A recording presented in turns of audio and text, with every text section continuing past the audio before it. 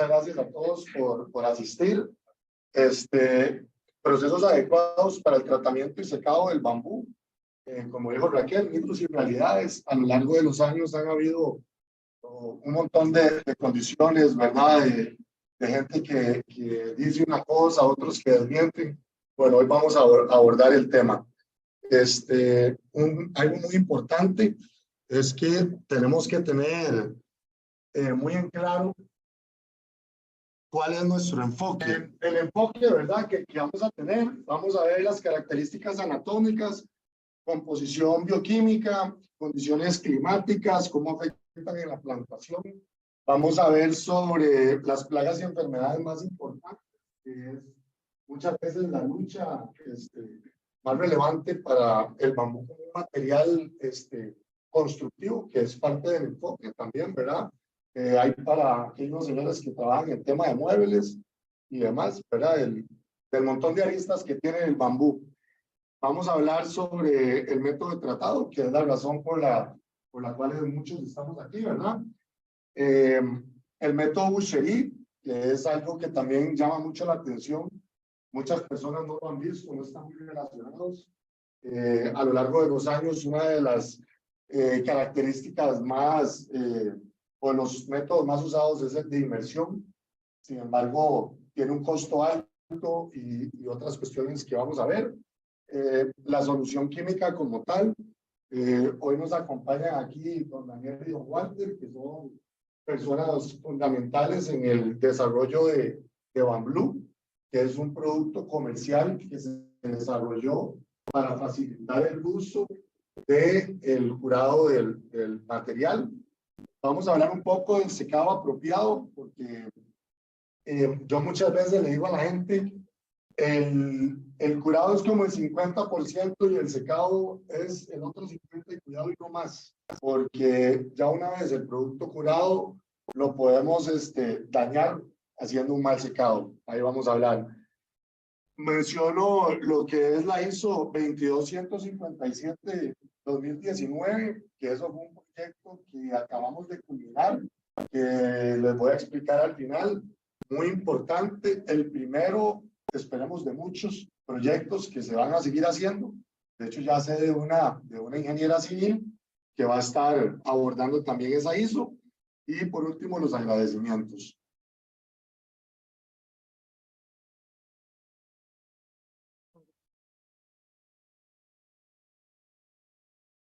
Entonces, en el enfoque, un material constructivo de bajo costo, no puede ser posible que el bambú sea un material caro, que es uno de los temas en los que muchas veces, por tal vez falta de tecnificación o falta de organización dentro del manejo de las plantaciones y demás cosas, es el tema que más queremos trabajar, que sea de fácil acceso a la población, que genere trabajo.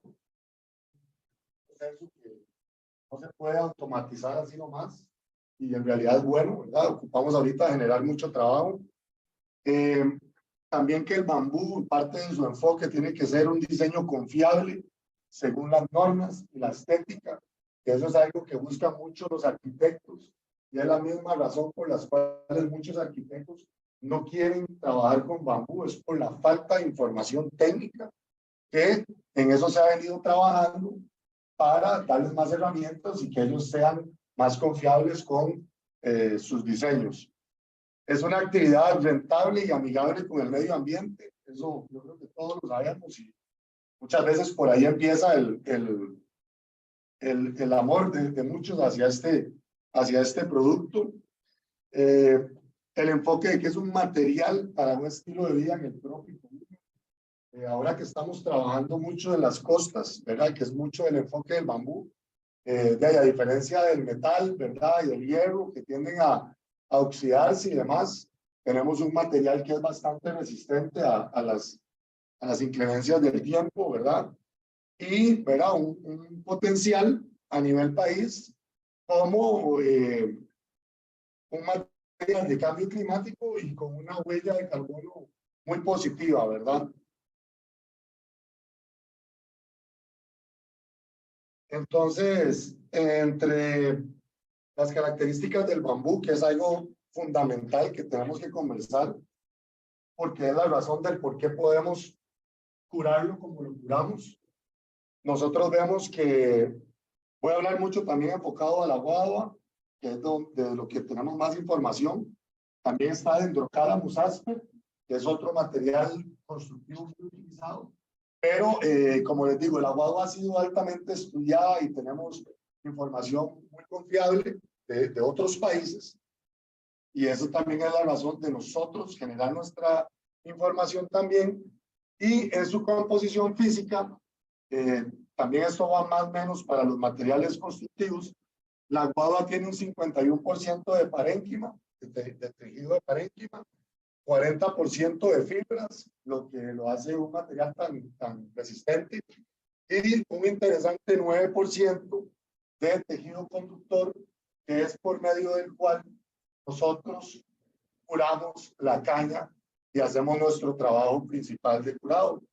Los conductos representan un 6, un 8, un 9 del corte transversal, perdón, donde está el cinema y el floema. Hay nombres técnicos para el bambú, que es proposilema y todo eso, pero no vamos a entrar en temas tanto de taxonomía. Y los diámetros del mismo, que puede variar desde 0.14 hasta 0.018 milímetros. Eso es el diámetro de los haces vasculares por donde nosotros inyectamos la solución para que haga su trabajo y el producto quede determinado. Y la densidad del bambú varía mucho en función a las zonas, pero según Montoya puede ser de 0.5 a 0.9 gramos por centímetro cúbico de material seco, ¿verdad? Alrededor de un 15%, 17% de humedad.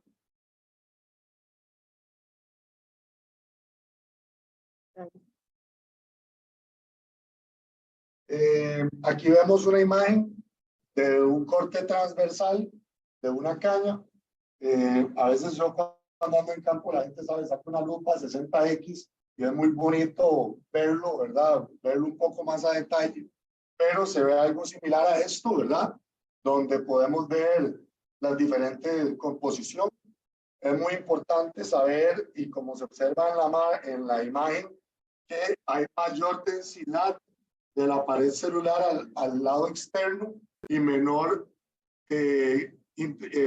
densidad al lado interno. Pero al lado externo hay más densidad y menos al lado interno. Así también se van a comportar los tejidos conductores a lo largo de la caña. Y saber que hay savia bruta y savia elaborada que van por esos dos conductos, que son los tubos, que es donde están los principales elementos que queremos remover de ahí. Entonces, dentro de la composición bioquímica, ahora estamos viendo un poco de lo físico, en lo bioquímico podemos ver cómo la guava tiene alrededor de un 40% de celulosa, un 25% de hemicelulosa y un 25% de lino. Esto va a variar según donde esté el bambú, según los metros sobre el nivel del mar, las distancias de siembra, en el caso de plantaciones que ya han sido debidamente sembradas con un fin de extracción, que es un tema importante. Y bueno, dentro de esto tenemos compuestos hidrosolubles, como azúcares, carbohidratos, sales inorgánicas, que son una excelente fuente de energía en la naturaleza y alimento, razón por la cual llegan nuestros muchas veces enemigos, ¿verdad? Insectos y hongos no deseados, a aprovecharse de esta riqueza de nutrientes, que es posteriormente lo que queremos extraer. Ahora, entre todos los análisis y trabajos que estamos realizando, se ha planteado, sí se sabe que en el verano tenemos mayor contenido de carbohidratos, porque naturalmente las plantas guardan más carbohidratos para el verano para tener una fuente de almacenamiento, ¿verdad? Y poder subsistir a épocas de sequía. Sin embargo, hemos planteado, entre cosas que vamos a seguir viendo, analizarlo meramente y tener resultados estadísticos según la temporada del clima. Y por ende invierno menos, para menos carbohidratos. Aquí vemos una imagen de una ampliación tomada en una cámara, porque el sílice es parte de la pared celular en el bambú. Y esta ayuda a determinar mucho la fortaleza del material. Entre más vieja es la plantación, mayor cantidad de sílice va a tener la pared celular. Entonces, es importante saberlo, porque si nosotros vamos a ver al final de la presentación características ya de un laboratorio, tenemos que tener en cuenta la ubicación de la plantación, la edad de la plantación, y si es una plantación establecida, condiciones como las que hablamos, distancias de siembras, cercanías a ríos y demás, pero entre más sílice, más fuerte va a ser las propiedades de nuestro bambú arquitectónico. Entonces, como podemos ver, el bambú es higroscópico y eso es muy importante saberlo. Vivimos en el trópico húmedo y eso quiere decir que llueve mucho, ¿verdad? Primera vez en muchos años estamos teniendo un año bastante seco, eso es atípico para al menos los demás nuevas generaciones, muchos de los que estamos aquí, pero al bambú ser higroscópico hay que entender que no es lo mismo con los caballeros de Guapiles, yo viví en Guapiles, que la humedad a veces puede ser un 22% de humedad relativa en el ambiente. Entonces el bambú va a tender a tener esa humedad y por ende ese comportamiento, a su resistencia en cuanto a bajaduras o a quebraduras, que son problemas muy comunes del bambú. También ayudan a determinar mucho el contenido de agua interna. Obviamente, si tuviéramos una plantación en Nicoya, donde el agua tiende a ser más escasa, vamos a tener bambús con menores cantidades de agua interna, y eso también se determina mucho por las lunas, que ahora lo vamos a ver. Siempre se habla mucho de ese tema del efecto lunar. Por ende, en el bambú vamos a encontrar dos formas de agua, el agua libre y el agua ligada. El agua ligada es el agua que está más relacionada con la composición molecular, ¿verdad? Hay una molécula que requiere tener de agua para estar estabilizada, y el agua libre es más esa agua que nosotros vemos que cuando cortamos un bambú se drena o empieza a llorar, o que tenemos inclusive agua dentro de los nudos, y hay gente que tiende a taladrar para sacar esa solución interna, lo cual yo no recomiendo mucho porque con el secado lo logramos, ¿verdad? Con un apropiado secado todo se vuelve a transpirar, entonces tenemos esa condición. Y también es muy importante saber, esto para efectos de construcción, que el bambú, según la época, se expande y se contrae. Se expande y se contrae, son milímetros, pero el bambú lo hace, el bambú está como respirando. Entonces es muy importante pensarlo. ¿Sí?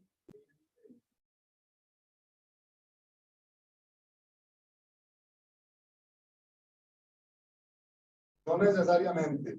Para eso estamos haciendo una evaluación de los bambúes. Sí se ha caracterizado en algún momento, como en los 80s, cuando entró un proyecto bambú, que había diferencia estadística entre el bambú del Atlántico y el bambú del Pacífico. Era un poco más resistente el bambú del Pacífico. Sin embargo, no quiere decir que el otro sea malo, ¿verdad? No es más, es un tema de estudiarlo y también ver, porque hay varias fuerzas en el bambú. Tenemos tensión, tenemos flexibilidad, tenemos dureza. Entonces, como toda la naturaleza, a veces cuando tiene más de uno, tiene menos de otro, o si va a sube por otro lado. Pero sí. Para hablar un poquito ya de plagas y enfermedades, de hecho estas imágenes las agregué. Esos son insectos micro hechos a mano por un japonés con bambú. Eso miden algunos 2 centímetros y tienen todo ese nivel de detalle de bambú. Eso, cuando la gente habla del montón de usos que tiene, bueno, este es uno más, y entiendo que los vende muy bien el señor, ese tipo de arte, ¿verdad? Y bueno, como hablábamos hace un rato, las plagas y las enfermedades son muchas veces atraídas en el bambú después de cortar, porque quedan llenas de esos ricos nutrientes que estuvimos hablando, como el caso de los azúcares, que vienen en forma de polisacáridos, que como les digo, ahora queremos hacer queremos ir con todo este proyecto de Fundebambú y esta familia de bambuceros que se ha ido uniendo para trabajar en conjunto, queremos aprovechar todo esto para seguir generando más información. Entonces, ahora un tema que hemos hablado que sería importante determinar específicamente qué tipo de polisacáridos tenemos, porque hay muchos tipos de polisacáridos. Bueno, entre esto también los almidones, carbohidratos que hablábamos. Y es importante saber que sí hay en muchos bambús, pero en los que más trabajamos, que la mayoría de bambús no tienen sustancias fitotóxicas que repelan naturalmente a las plagas y enfermedades. Habrán algunos, pero son más de 1.800 especies, entonces, pero principalmente los que usamos en Costa Rica, que llámese Dendrocalamus, las guaguas, los filostaquis, mucho para muebles, el bambú negro que está de moda, entre otros. Ahora hay muchos bambús también como, bueno, comestibles también. Entonces, todos estos tienden a no tener sustancias fitotóxicas que facilita el ingreso de plagas y enfermedades. Entonces, entre las plagas más importantes, tenemos a las termitas del género Isópteros. Tenemos a los pulgones del género Aphilidae. Tenemos a los gorgos del género Curculionia. Pero el mayor enemigo nuestro es este que está aquí en esta foto más grande, que es el conocido barrenador, que es el que vemos donde queda ese polvito amarillo abajo, ¿verdad? Que cuando vemos eso no nos gusta, nos estresamos, sabemos que algo está pasando no deseado, que es el Dinoderus diminutus. Dependiendo, que no lo agrego aquí, que es muy común, a veces sirve de hospedero de muchos pájaros. Entonces tendemos a ver esos huecos grandes en las plantaciones, muchas veces por pájaros carpinteros, y se ve muy lindo y se le puede dar otro uso a ese bambú, ¿verdad? Pero no deja también de ser un efecto indeseable, ¿verdad? Para el tema de las cosechas. En el tema de enfermedades, tenemos dos muy presentes, y son enfermedades principalmente a nivel de post cosecha. A nivel de cosecha, tenemos, puede dar fusarium en plantaciones, podemos tener problemas de pitium al inicio de plantaciones, pero el bambú es muy resistente, cuesta ver en plantaciones enfermas. Lo más a veces cuando sí siembran en suelos muy malos, muy arcillosos, con poco drenado, y que son suelos enfermos que venían de otros usos agrícolas. He topado con plantaciones que tienen problemas, pero es muy raro. El bambú tiende a ser muy sano. A nivel de post cosecha sí tenemos dos grandes enemigos, que es la podrición blanca, o Schizophyllum comune, que la vemos así cuando salen ese montón de honguitos blancos, basilomicetos. Son basilomicetos porque los podemos ver. Todos los hongos que podemos ver son del género Basilomicetum. De ahí en fuera ya son hongos microscópicos que por lo general no se pueden ver a simple vista. Tenemos otro gran enemigo que es el más común. Perdón, antes en podrición blanca casi siempre este problema se debe a un exceso de humedad en el lugar donde tenemos el bambú o lo estamos guardando. A donde ya lo construimos o lo estamos guardando. Un día se corrió un grupo de cañas, unos señores, y me llamaron y me preguntaron, Fabián, vea, quedó mal el curado, y me mandan una foto de ese hongo. Todo está relacionado al curado. Eso está relacionado a más bien un tema de secado o el medio en el que se encuentra.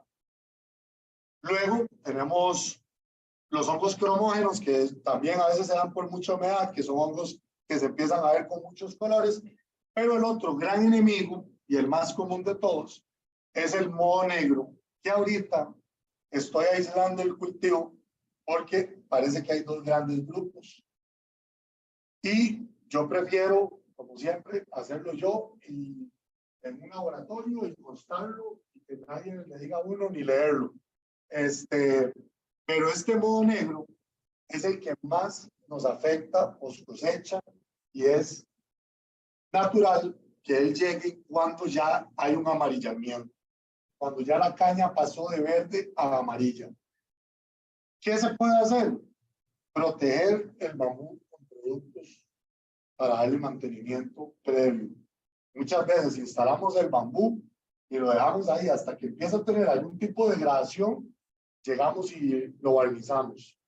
Yo muchas veces les recomiendo que una vez construido el material, apliquen productos de calidad para eliminar esto.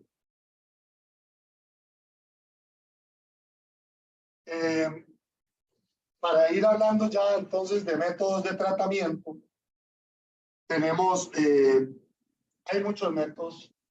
En la literatura uno encuentra desde que agarraban y amarraban una caña a los indígenas y la tiraban a una corriente amarrada de algún lugar, obviamente para que no se la llevara el río, y ahí quedaba recibiendo agua durante días. El de humo o el de avinagrado, que vamos a hablar un poco del de avinagrado. El de humo es muy antiguo, no es deseado. Hacer humo es hacer combustión, es peligroso para los trabajadores. Hablando del avinagrado, que es otro método antiguo, hoy en día muy utilizado por los colombianos, consiste en curar la caña y dejarla en la plantación varios días. Ha funcionado, funciona parcialmente, pero hay mucho desecho.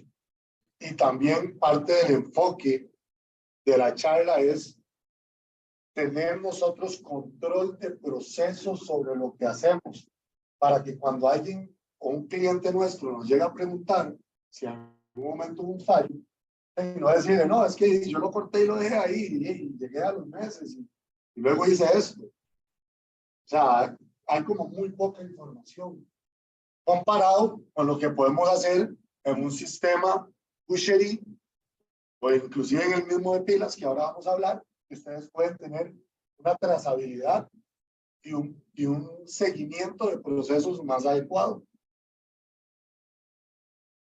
En la inmersión y en el Boucherie y en la misma transpiración, que es otro método utilizado actualmente, vamos a ver un efecto que es el efecto osmótico, para ahora explicar un tema a nivel de la solución.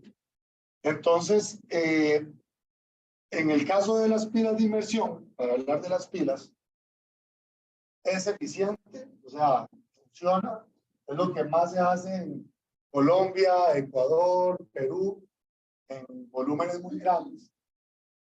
El detalle es que es costoso, las pilas tienen un costo y también el tema de llenar esas cantidades de agua es costoso. Y nosotros debemos de buscar, ¿verdad?, métodos que sean más amigables con el ambiente, que no tengan tanto desecho y que nosotros podamos ser más rentables económicamente.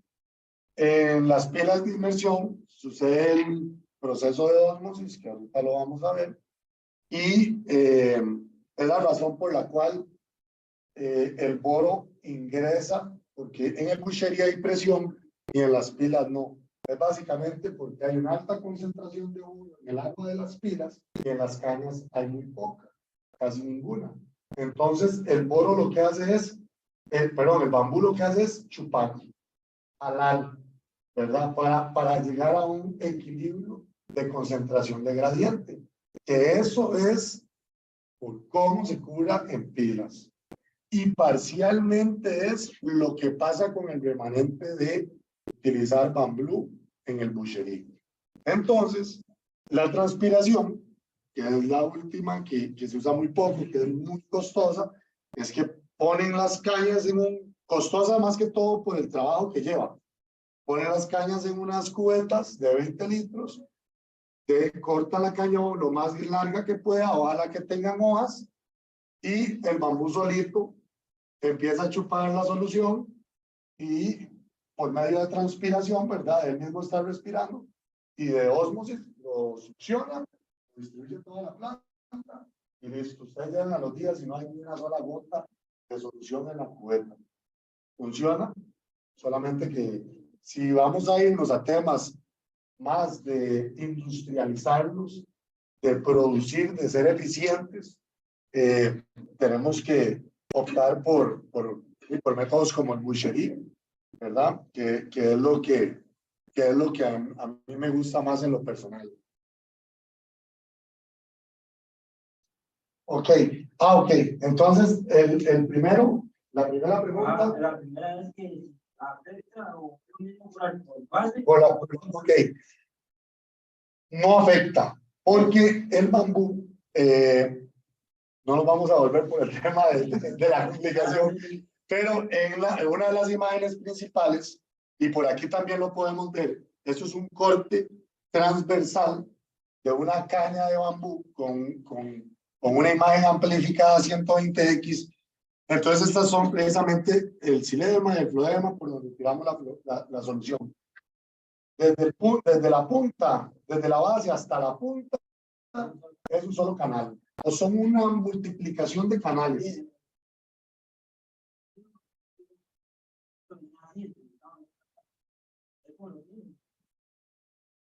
Muy bien, es un mito, es una realidad. Vean, cuando la gente dice eso, hay miles de cañas curadas desde la punta. Y ahí están, y están bien.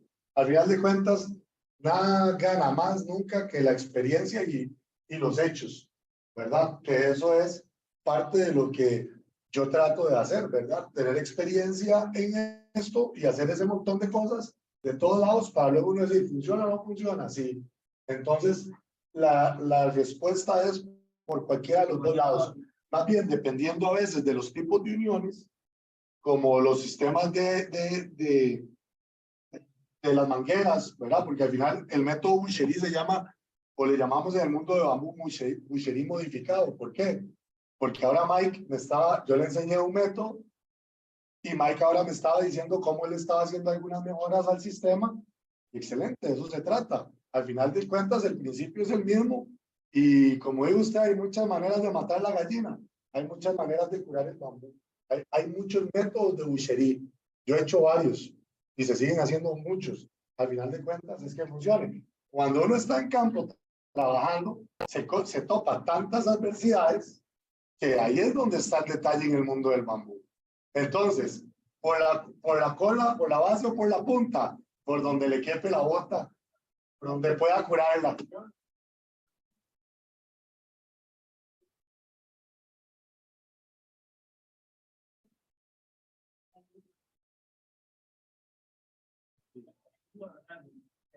Vea, muy fácil. Aquí con Don Walter, que es el químico que nos ayudó a hacer el producto, bajo una serie de necesidades y de cuestiones, nosotros al bambú le pusimos un tinte azulado. Entonces, es muy fácil darse cuenta si el producto quedó curado, porque agarras una sierra, ¿lo partís?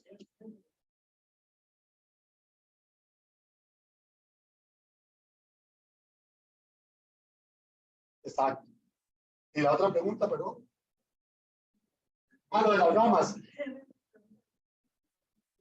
Cuando hay un buen curado, uno corta las ramas y las ramas están curadas. Se lo cortó con todo y ramas.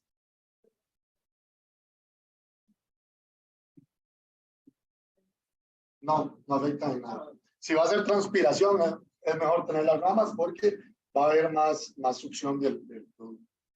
Entonces, lo interesante de todas estas cosas, porque aquí estamos viendo el bambú, como y el otro día hablábamos en un proyecto que hicimos con la Universidad de Washington, hablábamos de que ahora vemos el bambú como un gran wow, y sin embargo es algo milenario.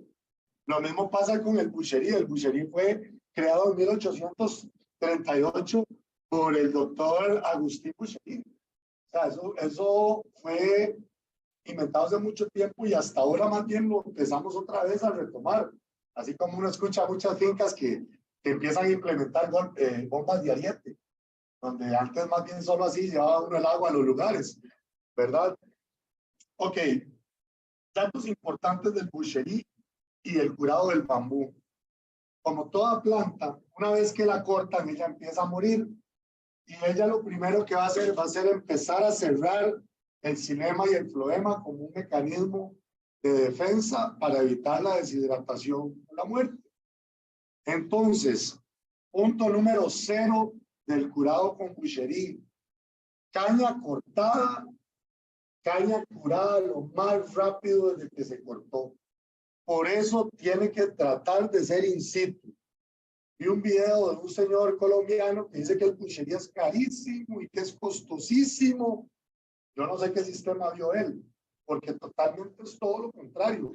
Es un sistema eficiente, barato, amigable con el ambiente y nos permite trabajar muy cerca de las plantaciones. Con un compresor y un generador eléctrico, ustedes curan bambú en cualquier lugar de Costa Rica sin problema. Entonces, ese es el punto número 0, porque vemos que a partir de eso, después de la corta del bambú, lo más inmediato al curado es lo más eficiente. Igual si van a hacerlo en pilas de inmersión. ¿Por qué? Nuevamente, estamos dándole seguimiento, estamos dándole trazabilidad que tanto les gusta a los compradores finales, que muchas veces precisamente son extranjeros o lo que sea, les gusta saber la trazabilidad de un producto. Y estamos en un mundo donde la trazabilidad vende, es importante. Entonces, bueno, creo que ahí queda claro, porque por ese 8% es donde va la solución. Si ese 8% se nos empieza a cerrar, va a ser cada vez menos eficiente. ¿Cómo es que se pasa de una concentración de más boro a otra que tal vez no tiene? Una manera muy fácil de explicarla es como cuando nos vamos a la playa y nos metemos al mar y pasamos horas en el mar y ya se nos empiezan a arrugar, ¿verdad?, las manos y es porque nos estamos deshidratando, ¿verdad? Porque le estamos dando nuestra agua al mar y el mar nos está intercambiando la sal. Básicamente, eso es lo que pasa aquí con el tema del bambú y el curado. Llámese para pilas o para boucherie, y hago enfoque en los dos porque son los dos más productivos. Hace poco fui a ver unas pilas y pues bien, nada más que requería mucho más producto, ¿verdad? Y básicamente, bueno, en el video se explica, pero es hacer eso.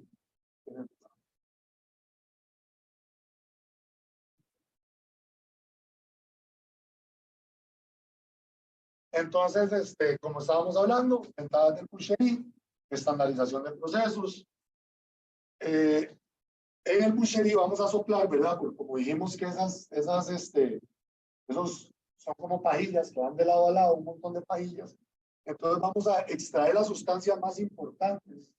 Estamos soplando la caña, estamos extrayéndola. Los que lo hemos hecho sabemos que primero empieza a salir una agüita y luego empieza a salir, en el caso con bambú, un color azulado que es un indicador para saber que ya la solución pasó.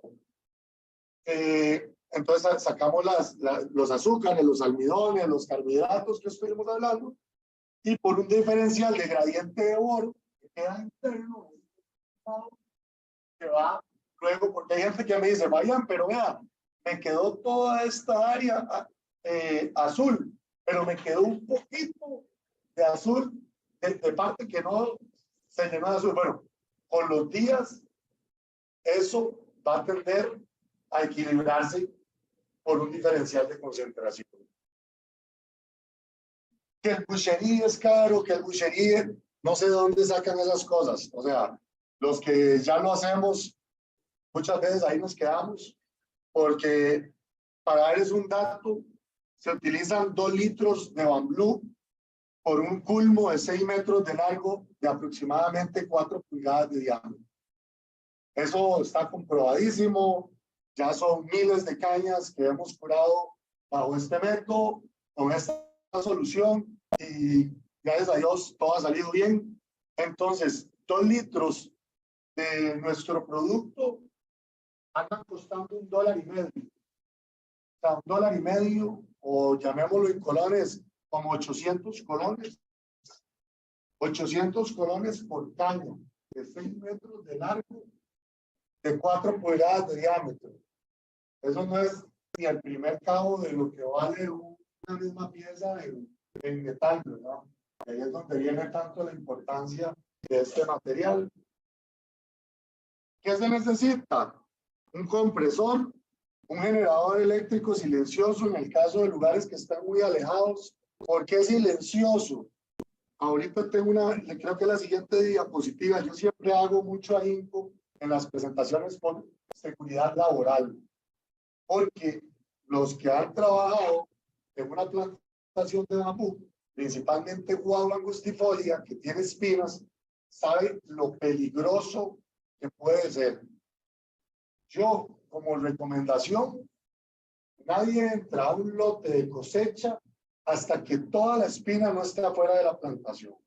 Ojalá todos lo lleguemos a adoptar y que se vuelva una cosa cultural, porque los accidentes con ese tipo de espinas son terribles, igual con caídas de culmos, ¿verdad? Un culmo que tiene 15 metros de altura y se viene y hay un trabajador por allá y el generador no es silencioso, son de esos que hacen bulla, usted no le puede ni pegarle un grito para que se quite. Y eso estoy hablando en realidad de trabajar dentro de una plantación.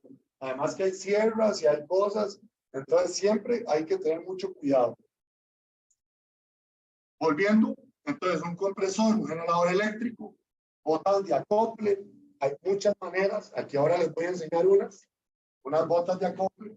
Yo en algún momento trabajé con mangueras de tipo de las de bomberos, con amarres, y bueno, ahí hay un montón. Ahí tengo un amigo que él hace un boucherie con prácticamente nada de presión.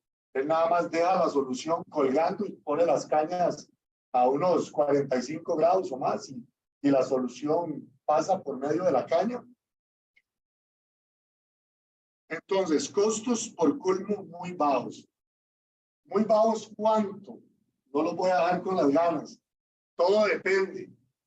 ¿Depende de qué? Dijo, el costo más alto de la operación es la extracción del culmo. Es extraer el culmo de la plantación. Ustedes, por tener una serie de culmos aquí en esta aula, el resto es fácil. Y es una operación rápida, repetitiva. Pero ir a una plantación o a la dendrocálamos, una cepa que nunca se haya trabajado, que arriba las ramas están amarradas, podemos durar batallando minutos, horas, ¿verdad? O días, arreglando una plantación para poderla extraer sanamente, segura y que sea aprovechable.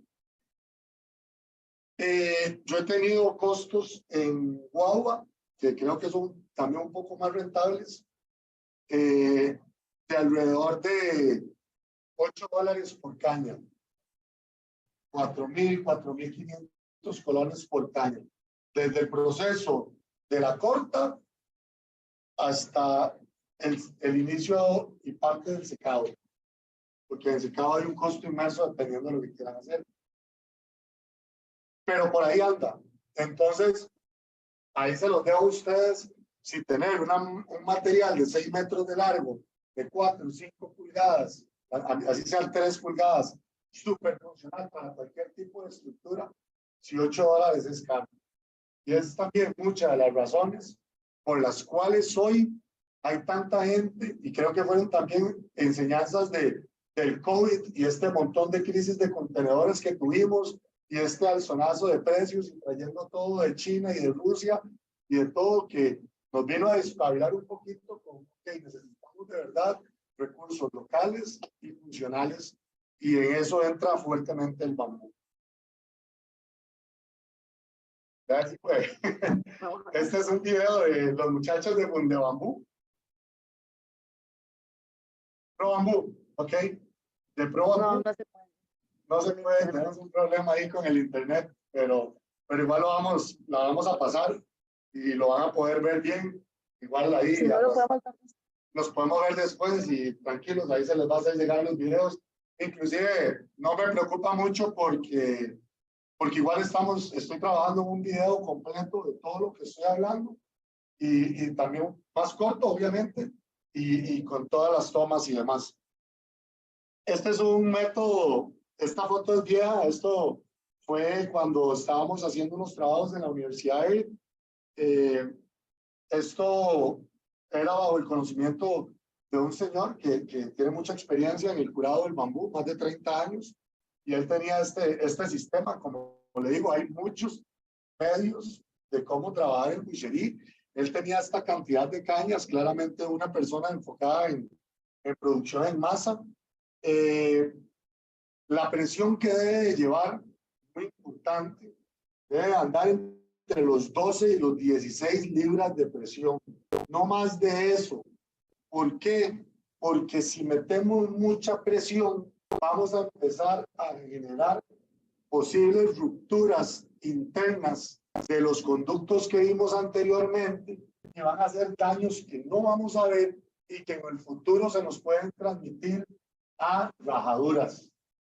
Entonces hay gente, y yo empecé así, que poníamos un estañón a un diferencial de presión, pero cuando el estañón de 200 litros tiene los 200 litros, tiene más presión que cuando se nos va acabando la solución.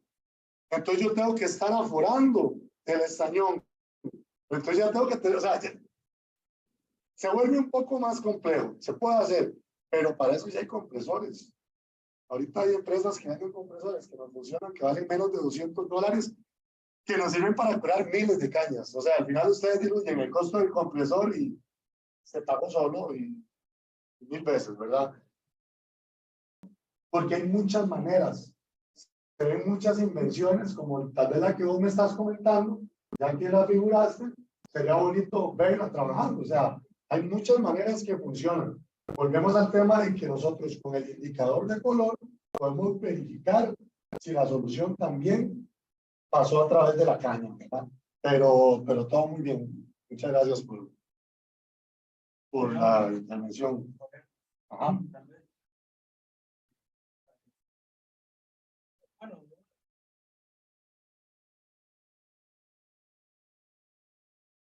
Sí. Sí, él propone que por qué no utilizar un pulverizador agrícola para hacer el trabajo que podría hacer el compresor y las mangueras y el generador. Claramente se puede utilizar cualquier cosa que haga este efecto, y ojalá que eso sí, la presión sea constante. Eso sí es importante, que sea constante para tratar de evitar esa ruptura posible interna de la caña, ¿verdad? Eso más o menos fue. Y que también importa mucho la altura del estañón para que dé la presión. Y claramente, si vos pones el estañón aquí y lo que tenés es medio metro de diferencial de presión, no vas a tener presión o va a ser muy poca. Pero para eso también es la idea de estandarización de procesos. De que si alguien te pregunta, ¿cómo curaste la caña? Usted le puede decir, ok, utilicé una concentración de tanto, utilicé una presión de tanto, la saqué de tal cepa. Entre más información sobre el producto podamos tener, nos vamos a sentir más seguros. Y creo que a lo largo de la gente que empieza a implementar boucherie, creo que eso siente, ¿verdad? La gente tiende a preguntar mucho sobre los factores que afectan, ¿verdad? En cuanto a la luna. Al inicio hablamos mucho, ¿verdad? De todo lo que afecta a una plantación, metros sobre el nivel del mar, En caso de Costa Rica, si estás en el Atlántico, en el Pacífico, etcétera, etcétera. La luna es lo que más preguntan. Sin embargo, cuando estamos sobre sistemas productivos a gran escala o muy constantes, la luna no va a importar.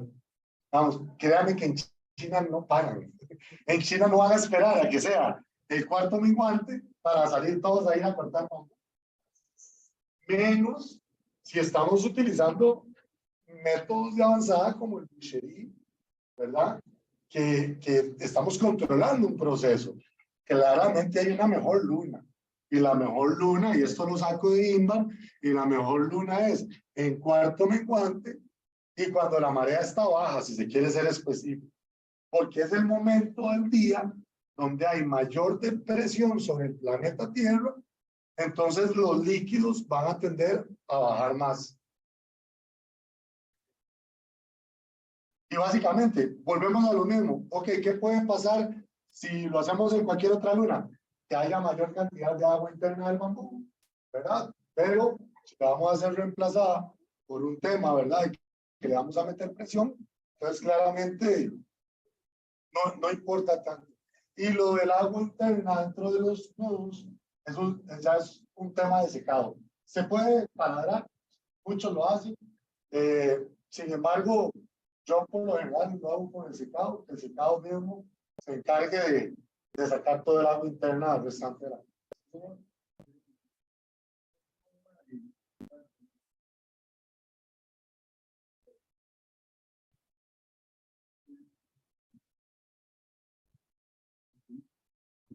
No, hace un rato lo hablamos. Caña cortada, caña tratada inmediatamente. Eso es lo más eficiente. Sí, por pilas de inmersión, es lo más eficiente. Ponerlo rápidamente, bueno, él pregunta sobre varias hipótesis sobre el tejido conductor y demás, pero volvemos al mismo principio que el remanente del boro va a generar un efecto osmótico en la planta. Y al final de cuentas, con el curado, estamos, con el boucherie, con la presión, estamos removiendo las sabias. Y eso, cuando yo hago las prácticas en campo y lo vimos, yo llevo un medidor de concentración de azúcares. Cuando soplamos el primer inicio de la caña, podemos ver que puede tener hasta 7% de grados Brix. O sea, estamos sacando los azúcares. Sigamos. No sé si alguien más. Ay,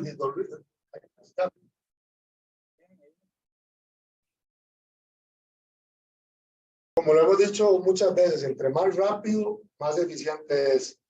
Si en 6 meses no le ha llegado la polilla, ¿verdad? Está salvado prácticamente también. Pero los colombianos tienden a hacer un método parecido, que exportan, dejan avinagrado en plantación, pero luego lo llevan a pilas de inversión. Y son pilas grandes, como les digo, costosos. Es una temática diferente. Esto es más, volvemos a lo mismo, lo que estamos tratando es de dar un método eficiente, rápido, confiable, pero todo eso se puede, nada más que yo también me enfoco en rentabilidad. Digamos, yo y nosotros podemos hacer muchas cosas que no son rentables. Lo que estamos hablando aquí es rentable. Pueden hacer pilas de tratar con el tema del boro. Hay varias formas de boro disponibles en el mercado. Entonces, muy común y conocido, el ácido bórico tiene muchas características. Vamos a hablar de lo que nos compete. El ácido bórico es poco soluble, tiene precipitaciones a temperaturas más rápidas, digamos, a menor temperatura del agua. Digamos que alguien estuviera en San Juan de Chicoal, que va a curar bambú, ahí es probablemente que si el agua tiene, por decirle, algunos 15 grados, se empiece a precipitar el boro en forma de ácido bórico. Luego tenemos un amigo aquí, que es octavorato de sodio tetrahidratado, que es muy soluble, tiene un pH alcalino. Entonces vean qué diferente. Tenemos uno que es poco soluble y ácido, y el otro que es muy soluble y alcalino. O sea, pero es boro. Hay fuentes de esta bórax, ¿verdad? Que mucha gente habla. Hay unas fuentes de bórax que son más hidratadas. Walter, aquí cualquier cuestión me corrige. Tiende a comportarse bien anfótero en dos medios, en ácido alcalino, dependiendo de la calidad del agua. Eso es algo importante, ¿verdad? Saber qué tipo de aguas tenemos. Pero nosotros, nuevamente, ¿qué es lo que queremos? Entonces, lo que queremos no es ácido úrico que me precipite. El bórax tiende a ser bastante nocivo para algunos efectos y más para muchos bambuceros que tienden a calentar la solución. O sea, están calentando una solución que ya por ende lleva un montón de energía. Calentarle el agua a 200 litros de agua, creo que es un montón de energía.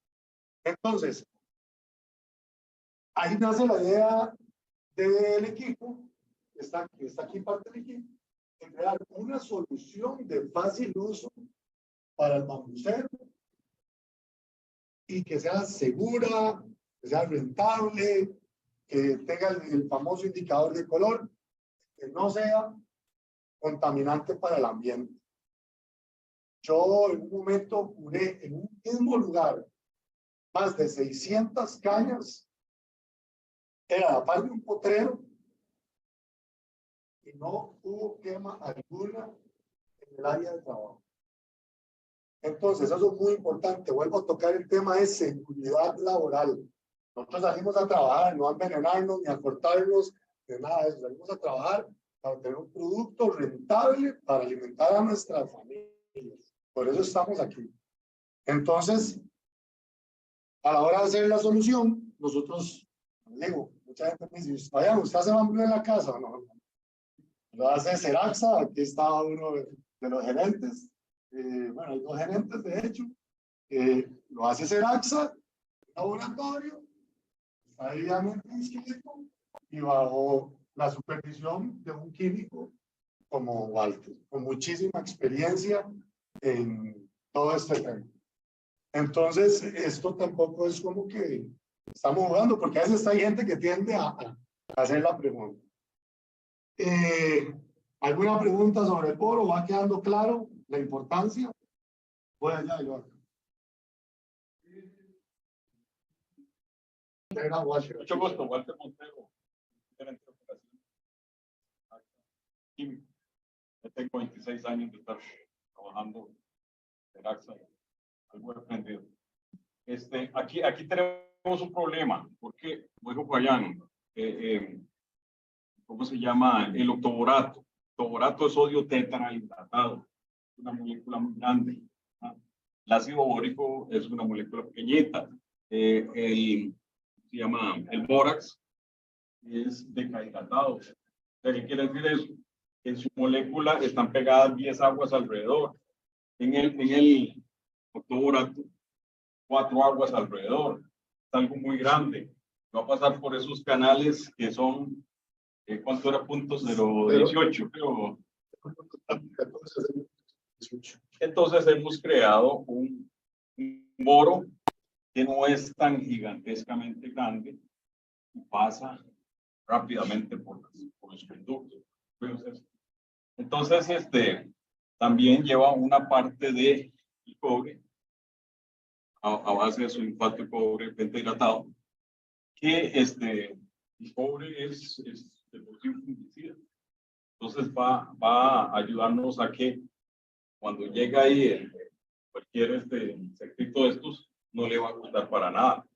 Nosotros ya estamos trabajando en hacer este producto orgánico, sacarle el certificado orgánico. Creo que no vamos a tener un problema de eso. No sé si tienen alguna pregunta, alguna cosa respecto a esto. Algo que sí, perdón, algo sí, algo que les iba a comentar. No hay que perder de vista que el método propuesto, el Bucherí, es con presión, ¿verdad? Es muy diferente al otro, que es por ósmosis. Son diferentes procesos. El ósmosis, hay diferencias de densidades, ¿verdad? Dentro de la caña y fuera en función. Entonces, más lento, ¿verdad? El proceso ese de ósmosis. Y lo que queremos es que esto sea industrial, que esto sea algo grande, ¿verdad? Que no se vayan a hacer 6 cañitas por semana o una cosa así, sino ya un proceso. Pero bueno, eso es lo que queremos, que sea un proceso rápido, que sea, ¿cómo se llama? Que podamos confiar en él, ¿verdad? Y que no vaya a pasar cualquier cosa ya cuando la caña esté ya en algo que sea construido, ¿verdad? Vaya a rajarse, que vaya. Continuamos. Entonces, bueno, ponemos un poco de cobre en la solución. A veces hay que tener cuidado también, muy importante. Nada más, a veces es importante saber cuáles son nuestras fuentes de agua, si son aguas duras, si son aguas suaves. Y no va a variar mucho en el tema del curado, pero a veces es importante conocerlo, más si vamos a estar trabajando con volúmenes muy grandes, porque recuerden que al final lo que más utilizamos es agua, ¿verdad? Así sea un agroquímico, así sea lo que sea, la mayoría del porcentaje es agua.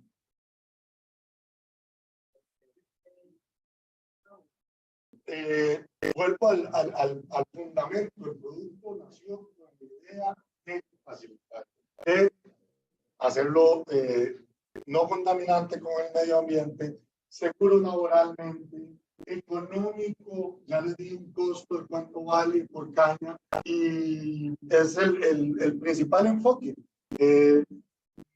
Los que quieran probarlo bien, si no, eventualmente utilicen alguna fuente de oro ahí que sea muy soluble, por lo menos. Pero el producto, perdón, atrás. Pero el producto, ya la idea de nosotros es, bueno, como te digo, casi 3 años, ¿verdad? Por ahí, casi 3 años, tenemos más, como le digo, son más, pero me quedo con más de 12,000 cañas levantadas. Lo utilizan varias empresas del país y la gente está contenta, y la idea es de seguir en el desarrollo del producto para darle a la gente esta solución, ¿verdad? Pues a disposición en este país. En otros países, la verdad, no hay nada que hayamos visto similar, y eso nos da muchas ganas de salir al exterior a que la gente conozca más de este producto, que es amigable con el ambiente, tiene todas las características, ¿verdad? A su lado, nos indica que pasó por la caña, muchas cosas.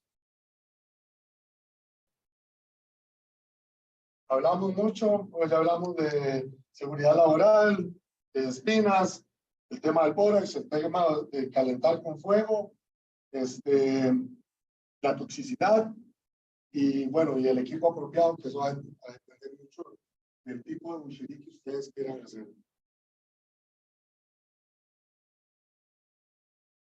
En el secado voy a hablar rápidamente porque esto es todo un tema aparte, pero el secado, el mejor es el natural. Es el natural.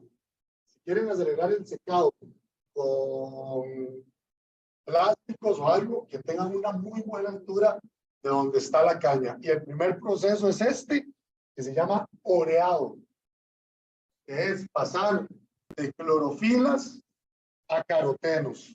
O sea, vamos a pasar de verde a amarillo. O sea, la célula se va a deshidratar, el bambú se va a contraer. Por lo tanto, en el proceso de secado, del bambú va a tomar sus características constructivas más importantes: flexibilidad, tensión y dureza.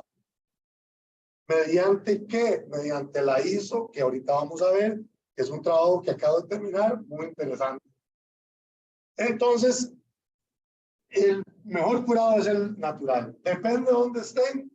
Obviamente lo van a tener que meter debajo de galerones o estructuras muy altas. ¿Por qué? Si levantan mucho la temperatura de secado, y si lo meten a cámaras de secado, lo van a rajar. Ahora tengo una idea de proyecto. Ellos tienen unas cámaras que pueden meterles digitalmente cuántos grados centígrados y cuánto humedad.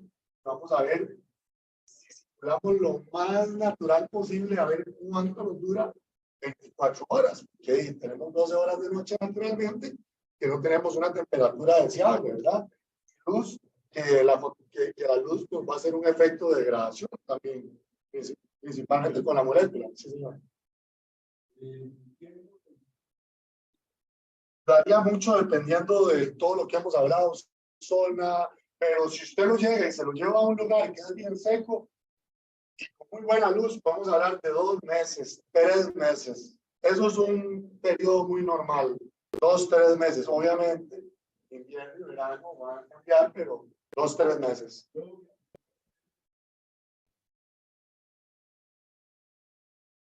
Primero es así, esto es oreado.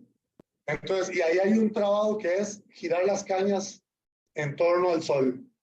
Porque si ustedes las dejan solo así, van a ver que se les pone una así, pues hay un trabajo ahí de post cosecha y luego ya cuando está seca, amarilla, ya se guarda así. Sí, aquí puede durar 2 meses y medio mes aquí ya cuando usted ve que bajó mucho la humedad, venden medidores de humedad, valen 15,000 pesos, 20,000 colones. Usted cuando ve ya alrededor de un 22%, 23% de humedad, ya pueden apostar.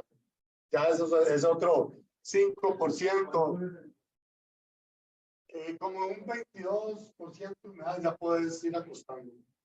¿Sí? Y la humedad final va a depender de dónde está. Si es un lugar muy seco, puede llegar a 17% de humedad interna. Y como hablaba ahora, muchos productores utilizan el aceite danés. Para mí es muy caro, pero funciona, o sea, se ha utilizado mucho. Yo les recomiendo algunos base agua, y eso es otra cosa en la que voy a estar trabajando próximamente. Es que quiero desarrollar un producto de barniz especializado meramente, y ya hemos visto más o menos ahí por dónde va el asunto. Pero ahí me pueden llamar y obviamente podemos conversar más del tema. Entonces aquí vemos, ¿verdad? Eso puede ser en semanas, cómo hace la curva de humedad y de todos queremos que cuando logramos bambú así se vea, ojalá bien bonito, bien seco, bien oreado. Ahora hay mucho problema. Si ustedes agarran el bambú húmedo y lo construyen y no llovió morado, le va a quedar pardo. Se les pardea, no queda totalmente amarillo. Eso es, se mencionó. Si no orea, el bambú se va a amarillar como pardeado. No va a ser un color amarillo uniforme como lo tienden a ver en las fotos y en productos de exportación, porque le dan muy buen secado. Para ir cerrando, la ISO 22157-2019 es una norma internacional para determinar las características del bambú. La tensión, ahí se mide la humedad, se mide el volumen. Hicimos alrededor de 8 pruebas. El Instituto Tecnológico de Costa Rica, la Universidad de Washington State en Luisiana y mi persona. Estos meses, con mucho gusto, les voy a compartir el paper de lo que dio, por lo menos, la primera caracterización de esta ISO en Costa Rica, es la determinación de propiedades físicas y mecánicas de los culmos de bambú en test. Entonces, la siguiente. Entonces, por ejemplo, el TEC tiene máquinas como estas, donde esto es un pistón, empieza a meter presión, y en el momento en el que el bambú se quiebra, la máquina siente que falló, ¡pum!, te da el dato de cuál fue la última resistencia. En la pieza, esta de extracción, en la pieza en la muestra de la prensa del bambú, así parado, nos dio 12 toneladas. 12 toneladas de resistencia. En varios. Porque la prueba dice, para algunas pruebas, que el largo es igual al diámetro para ejecutar la prueba. Para eso es la ISO. Uno hace lo que la ISO dice. Uno no inventa nada. Uno lo que hace es seguir. Y la idea es hacerlo de varios, porque vos me decís, yo tengo una plantación que no es nueva, tengo hasta 4 pulgadas. Entonces, pues, ya es 3 pulgadas. Entonces, si querés llegar, o mira, llegó alguien por allá muy loco que quiere hacer una construcción de 4 pisos y va a utilizar guaduas de 8 pulgadas de diámetro, y le hacen las pruebas para dárselas a ingenieros civiles que le digan realmente si puede hacer los 4 pisos, o puede hacer 3, o puede hacer 10. Entonces eso varía. Al final, lo que uno quiere es hacer la mayor cantidad de pruebas para tener la mayor cantidad. Este día nos acompañó, bueno, fueron varias semanas, meses, pero los días de la prueba nos acompañó una muchacha, Natalia, que está sacando con la UCR y va a volver a hacer eso. Entonces ya vamos a tener por lo menos en Costa Rica 2. Y la gente le dice a uno, pero agarren los de Colombia o agarren los de Perú. No. Nosotros tenemos que hacer nuestro trabajo. Además, porque son latitudes diferentes. Hay variedades que el otro día con Mike hablaba de eso, empiezan a haber unas unidades varietales.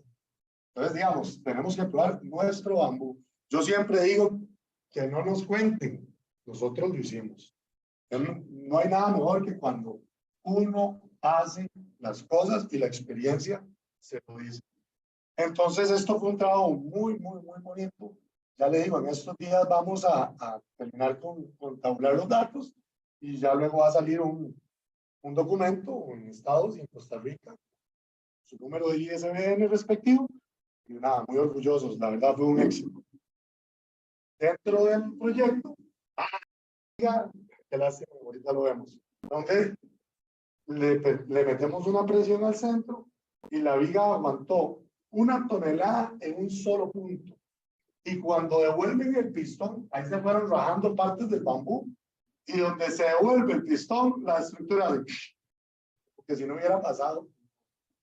Algo interesantísimo, los muchachos del laboratorio del TEC, que están acostumbrados a reventar de todo ahí, les llamó mucho la atención, y entonces eso nos deja para seguir con más proyectos y más planes. Siguiente. Y ahorita lo vemos. Y al final, bueno, darle gracias a la Universidad Nacional, a Fundebambú, a los chicos aquí presentes, a María que se me va, a Seraxa, claramente, por el desarrollo de un producto que nos está dando soluciones, nos está dando la oportunidad de penetrar a más mercados y a más investigaciones, al Instituto Tecnológico, por toda esta facilitación de laboratorios y también el interés. Muchas gracias a don Roger Moya, que es el encargado del laboratorio de maderas del Tecnológico, que es una persona con muchísimo conocimiento y una persona muy humilde que nos tendió su brazo para que esto fuera posible. A la Universidad de Washington State, a Wiley Brown, que es el arquitecto que también se interesó en venir a Costa Rica con su equipo para hacerlo aquí, porque es que eso se trata, es hacerlo nosotros y aquí. No llevarnos el bambú para Estados Unidos y va a ser allá, ¿no? Porque estaría raro, ¿no? Entonces, a la ED, que es mi alma mater, y bueno, a todos los chiquillos, y nuevamente a Daniel y a Walter de Seraxa, y apoyándome una vez más. Muchas gracias, espero que les haya gustado. Si hay más preguntas, con mucho gusto.